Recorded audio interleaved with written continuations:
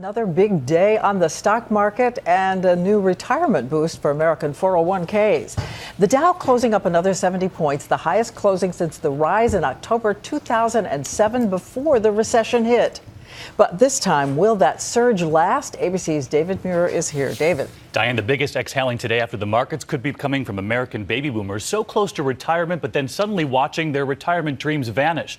So tonight, with this giant market rebound, we wanted to know who's benefiting, the corporations or some of the same baby boomers who you met right on this broadcast benefiting too. Tonight, the Dow at its highest close since before the financial collapse. The S&P soaring, the longest winning streak in nearly a decade. American giants like Procter & Gamble singing again. Yes, any soap. Showing new earnings today, income more than doubling for them.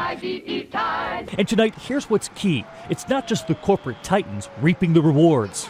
It isn't just benefiting the CEOs and the rich hedge fund managers. A lot of Americans have something to gain. Growth in the market finally helping those American baby boomers. Every day, 11,000 of them turning 65. And now they're recovering that lost ground in their 401ks. Why is the market on a tear? Economists telling us the election is over, the fiscal cliff crisis over too, that debt ceiling battle pushed off. Congress finally hearing the frustration we've been hearing on the trading floor for months. People in this industry, people outside of the industry, people on Main Street, people walking down Main Street, they're just frustrated.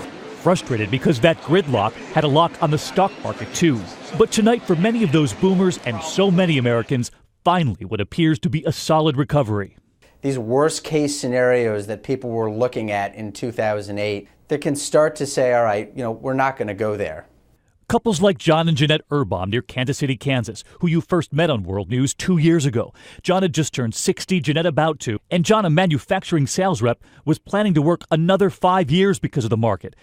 Their retirement dreams had grown a lot simpler since that wedding day, their only trips to visit their granddaughter, Olivia. But when we checked back in today... Since we last interviewed you in April of 2011, how much has your 401k recovered? It's gone up about 30%, David. And take just one stock alone of theirs, their Visa stock. How much is it up? About $26,000 or $27,000. Their 401k now growing again, right along with that granddaughter, Olivia. Is it giving you just a little more freedom? Yes, I would say it has given us quite a bit more freedom. Great to see. Olivia is growing along with the 401ks finally for the baby boomers who had to replan in the middle of this recession. And other big news today, Apple no longer number one in the world? Yeah, it had been the number one valued publicly traded company. They held the title for a year. They lost it to Exxon today, and pretty timely, Diane. New clips came out of Ashton Kutcher is going to be playing the role of Steve Jobs in that new biopic.